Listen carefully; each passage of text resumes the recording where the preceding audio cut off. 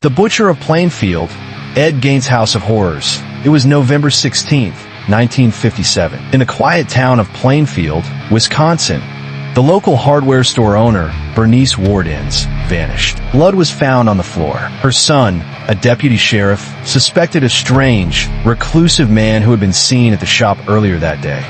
Ed Gein. Police went to his isolated farmhouse. What they found inside would haunt American history forever. The smell hit them first, rotting flesh, decay, something unnatural. Then they opened the shed. Hanging from the rafters, Bernice Wardens, butchered like a deer, headless, gutted. But that was just the beginning. Inside the house, bowls made from skulls, chairs upholstered with human skin, a box of noses, a belt of nipples, a lampshade made from a face. The sheriff collapsed. Some officers threw up. Ed Gein had been digging up fresh graves, stealing corpses, and in some cases, murdering women to complete his collection. Why?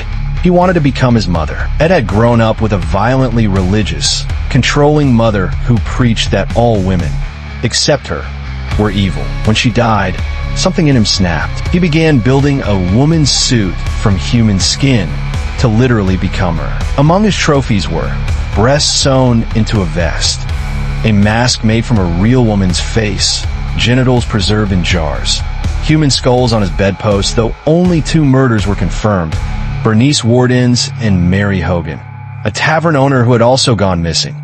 Gein's home contained remains of at least 15 different bodies. The press called it a real-life house of horrors. When arrested, Ed Gein spoke plainly. No emotion. He said, "I liked the smell. It felt warm, like she was still around." Psychiatrists declared him criminally insane. He was sent to a mental hospital for life. But Ed Gein's crimes didn't end in Plainfield. His story inspired dozens of horror legends. Norman Bates in Psycho, Leatherface in the Texas Chainsaw Massacre, Buffalo Bill in The Silence of the Lambs, 3 of the most horrifying fictional killers, all based on one real man. He died in 1984 in a mental institution. But the legend of the Butcher of Plainfield lives on, a soft-spoken man who wore human faces and decorated his home with the dead. In the quiet cold of rural Wisconsin, he created his own nightmare world. And we've never looked at small towns the same way since.